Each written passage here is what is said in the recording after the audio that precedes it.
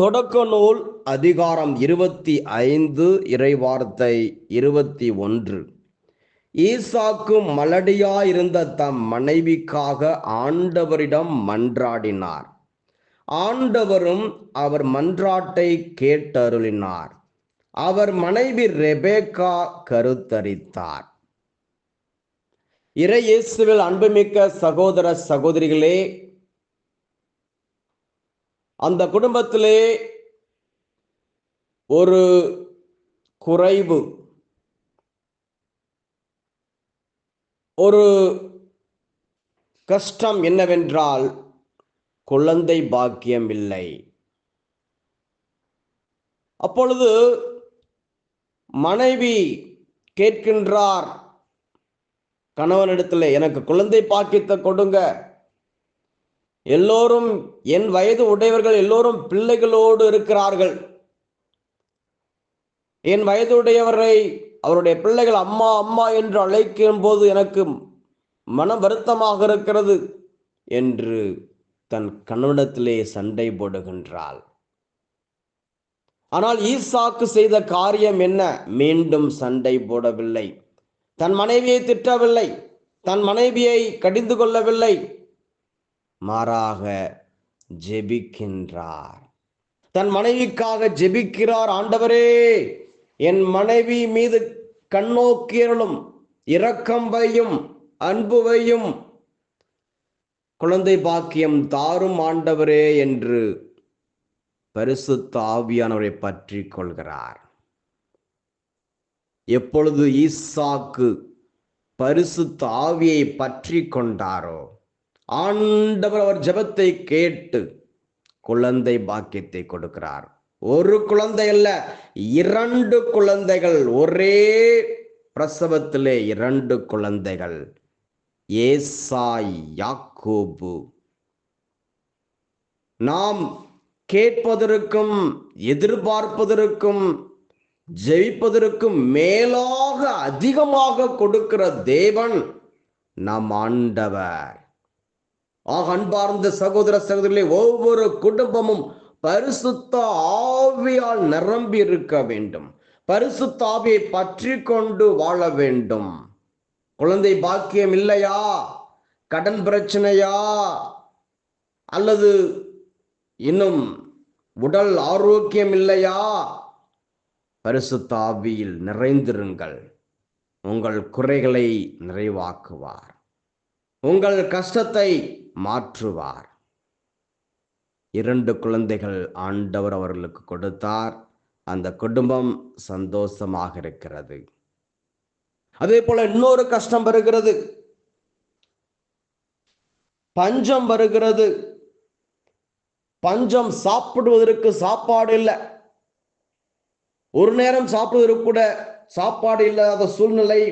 பஞ்ச காலத்திலே ஈசாக்கு, ரெபேக்கா இருக்கிறார்கள். இப்படிப்பட்ட சூழ்நிலையிலே அவர்கள் பரிசுத்த ஆவியை பற்றி கொண்டு வாழ்கிறார்கள். தொடக்க நூல் 26, 12, 13, 14 வாசிக்கின்றேன். ஈசாக்கு அந்த நாட்டில் பயிரிட்டு அதே ஆண்டில் 100 மடங்கு அறுவடை செய்தார். ஆண்டவர் அவருக்கு ஆசி வழங்கினார். அவர் செல்வமுடையவர் ஆனார். செல்வத்திற்கு மேல் செல்வம் பெற்று மாபெரும் செல்வரானார். மேலும் அவருக்கு ஆட்டு மந்தையும் மாட்டு மந்தையும் இருந்தன, வேலைக்காரர் பலர் இருந்தனர். எனவே பெலிஸ்தியர் அவர் மீது பொறாமை கொண்டனர். ஆக பெலிஸ்தியர் பொறாமை கொள்ளும் அளவுக்கு அவர் செல்வந்தர் ஆனார். அவர் செய்கிற ஒவ்வொரு காரியத்திலும், ஈசாக்கு செய்கிற ஒவ்வொரு காரியத்திலும் ஆண்டவர் வெற்றியை கொடுத்தார், 100 மடங்கு ஆசீர்வாதத்தை கொடுத்தார். காரணம், பரிசுத்த ஆவியை அவர் முழுமையாக பரிசுத்த ஆவியால் ஆட்கொள்ளப்பட்டார். ஆக ஒவ்வொரு கணவனும் மனைவியும் பரிசுத்த ஆவியை பெற்றுக் கொள்ளுங்கள். உயிர்த்த ஆண்டவர் இயேசு கிறிஸ்து கொடுக்கிற ஒரு மேலான ஒரு பரிசு பரிசுத்த ஆவி. பரிசுத்த ஆவியை பெற்றுக்கொள்ளுங்கள். ரிசீவ் த ஹோலி ஸ்பிரிட் என்று நமக்கு சொல்லி கொடுக்கின்றார். அதை பெற்றுக்கொள்வோம். அதுதான் நமக்கு நிரந்தரமான ஒரு பரிசு நிரந்தரமானது. ஆக இந்த குடும்பம் ஆசீர்வாதத்திற்கு மேல் ஆசீர்வாதத்தை பெறுகிறது. ஒரு குடும்பம், கணவன் மனைவி இருவரும் இருக்கிறார்கள். அவர்களுக்கு 2 குழந்தைகள். மனைவி அதிகமாக செல்போனில் பேசிக்கொண்டே இருப்பார். கணவனுக்கு சந்தேகம் மனைவி மீது. ஆனாலும் மனைவி கணவனை மதிப்பதில்லை. வாய்க்கு வந்தபடி திட்டுவது, சரியா சமையல் செய்வதில்லை, வீட்டு வேலைகளை செய்வதில்லை. இதனால் இருவருக்கும் சண்டை. அந்த சண்டையினால் கணவனை உதறிவிட்டு உதாசீனப்படுத்திவிட்டு மனைவி தன் 2 பிள்ளைகளையும் அழைத்து கொண்டு தன் அம்மா வீட்டிற்கு சென்று விட்டார். அப்படி அம்மா வீட்டுக்கு சென்று சில நாட்கள் தங்கி இருக்கிறார். ஆனால் அப்பதான் தெரியுது அவருக்கு கணவனுடைய மதிப்பு என்னவென்று. ஏனென்றால் அம்மா வீட்டுக்கு போன உடனே அம்மா வீட்டில் மதிப்பாங்கன்னு நினைச்சாங்க. ஆனா அம்மா வீட்டில் மதிப்பு இல்லை. அவருடைய சகோதரர்கள் மதிக்கவில்லை, அவருடைய பெற்றோர்கள் மதிக்கவில்லை, அவருடைய உறவினர்கள் மதிக்கல. கொஞ்சம் கொஞ்சமாக தான் தெரிய வருது, ஐயோ என் கணவனோடு நான் இருந்த பொழுது அவருடைய மதிப்பு தெரியாமல் இருந்து விட்டேன், அவரை மதிக்காமல் இருந்து விட்டேன். ஆனால் கணவன் இல்லாமல் இருக்கும் பொழுது இந்த உலகம் என்னை மதிக்கவில்லையே, இந்த உலகம் என்னை தீய பார்வையோடு பார்க்கிறதே என்று சொல்லி அழுதார். கணவனை உதாசீனப்படுத்திவிட்டு வந்தேன், எப்படி மீண்டும் அவரை நான் அழைப்பேன், எப்படி அவரோடு சேர்ந்து வாழ்வேன், எப்படி அவரோடு பேசுவேன் என்று மனம் குமுறி அழுது கொண்டிருந்தார். அப்பொழுதுதான் இயேசுவை பற்றி அவருக்கு சொன்னார்கள். ஒருவர் மூலமாக இயேசுவை பற்றி கேள்விப்பட்டார். ஆலயத்திற்கு செல், ஜெபி, இயேசு உனக்கு மீண்டும் குடும்ப வாழ்வை கட்டி எழுப்புவார் என்று தைரியத்தை சொன்னார்கள். அவர் அவ்வாறே ஆலயத்திற்கு சென்று பரிசுத்த ஆவியால் நிரம்பி ஜெபிக்க ஆரம்பித்தார். தன் கணவனுக்காக ஜெபித்தார், மன்னிப்பு கேட்டார், புதிய வாழ்வு, பரிசுத்த வாழ்வை ஆரம்பித்தார். என்ன ஆனது? ஒரு பெரிய ஆச்சரியம். அவருடைய கணவரே அவரை தேடி வந்தார். அவருடைய கணவரே தேடி வந்து வீட்டுக்கு போகலாம் வா என்று அழைத்தார். அப்பொழுது அவர் கணவனுடைய காலில் விழுந்து என்னை மன்னித்துக் கொள்ளுங்கள் என்று மன்னிப்பு கேட்டார். இப்பொழுது அந்த குடும்பம் சந்தோஷமாக இருக்கிறது.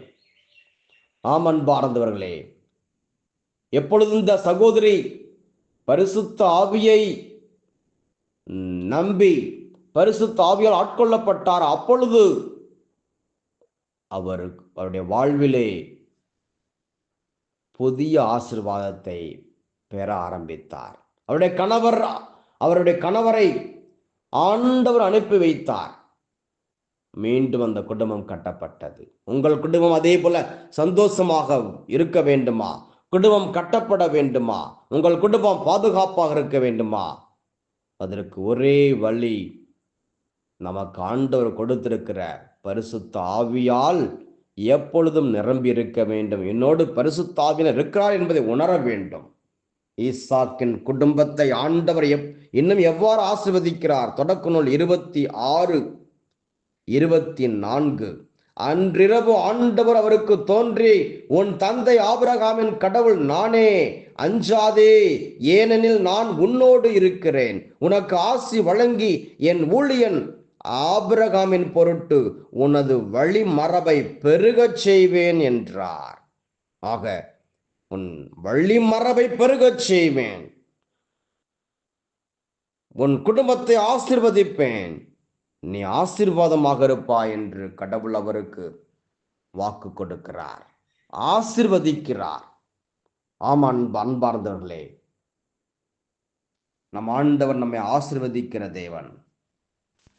என்னுடைய வாழ்விலும் பரிசுத்த ஆவியானவர் எனக்கு கொடுக்கக்கூடிய உந்துதல் ஒவ்வொரு நாளும் என்னவென்றால், நீ அதிகமாக இறைவார்த்தை வாசி, அதிகமாக இறைவார்த்தை தியானி. உன்னை கொண்டு நான் பெரிய காரியங்களை செய்ய போகிறேன்.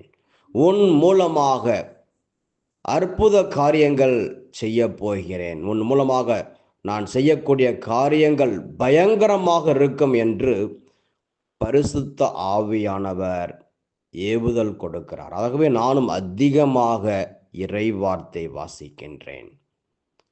ஆகவே அன்பார்ந்த சகோதர சகோதரிகளே, உங்கள் வாழ்விலே தீமையை வெல்ல, கஷ்டங்கள் துன்பங்கள் அவற்றிலிருந்து அதை தாண்டி வருவதற்கு தூய ஆவியானவர் நமக்கு உதவி செய்கிறார். ஈசாக்கின் குடும்பத்தை ஆசீர்வதித்த தூய ஆவியானவர் நம் குடும்பத்தையும் ஆசீர்வதிக்கிறார். ஜெபிப்போமா? நன்றி இயேசப்பா, தர்மையான செய்திக்காக நன்றி. நன்றி இயேசுவே. ஹalleluya ஹalleluya. ஒவ்வொரு குடும்பத்தையும் உமக்கு ஒப்புக் கொடுக்கிறோம் அப்பா. ஆண்டவரே, ஒவ்வொரு குடும்பமும் உம்மை பற்றி கொண்டு வாழ வேண்டும். ஒவ்வொரு குடும்பத்திலும் தங்குங்க ஆண்டவரே. பரிசுத்த ஆவியானவரே, உமக்கு நன்றி நன்றி நன்றி நன்றி இயேசுவே. பரிசுத்த வாழ்வு வாழ உதவி செய்யுங்க. ஸ்தோத்திரம் ஸ்தோத்திரம் இயேசுவே. இந்த ஜெபங்களை எல்லாம் எங்கள் ஆண்டவர் இயேசு கிறிஸ்து வழியாக உம்மை மன்றாடுகின்றோம். ஆமென் ஆமென்.